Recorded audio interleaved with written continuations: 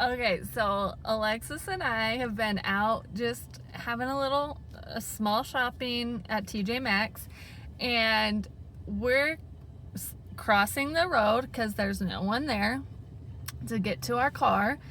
And what happens, Alexis? Oh.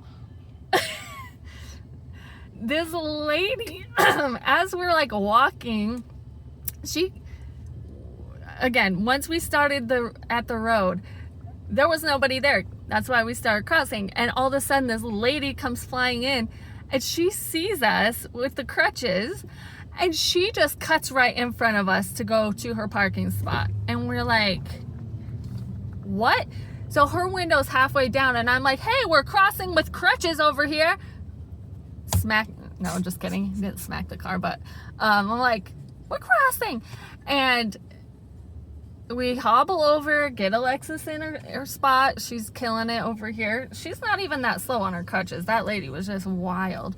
Anyway, so I'm watching this lady, and I'm thinking she better be staying in her car until we're in our car, or else I'm gonna have to say something. So she gets out of her car, walks over to us, and says, I saw you. And I said, I know. We're crossing the street in crutches. You're supposed to stop for pedestrians, and we have crutches from a hip replacement right here. You had plenty of time to cross. It was fine. And I was like, you had plenty of time to wait, ma'am. And I said, I'm sorry, but you're old enough and should know better. She is a little older. And she goes, well, thank you for the dressing down. And I said, anytime. My pleasure. I was like, you walked over here to tell us that you saw us, ma'am. You could have said, oh my gosh, I'm so sorry I didn't see you. No, you came over to say that you saw us, and then you gunned it in front of us as we're hobbling across. We were more than halfway across the street when she did that, and I'm just like, where is the decency? And you, ma'am, are old and should have some manners. You should have been race right.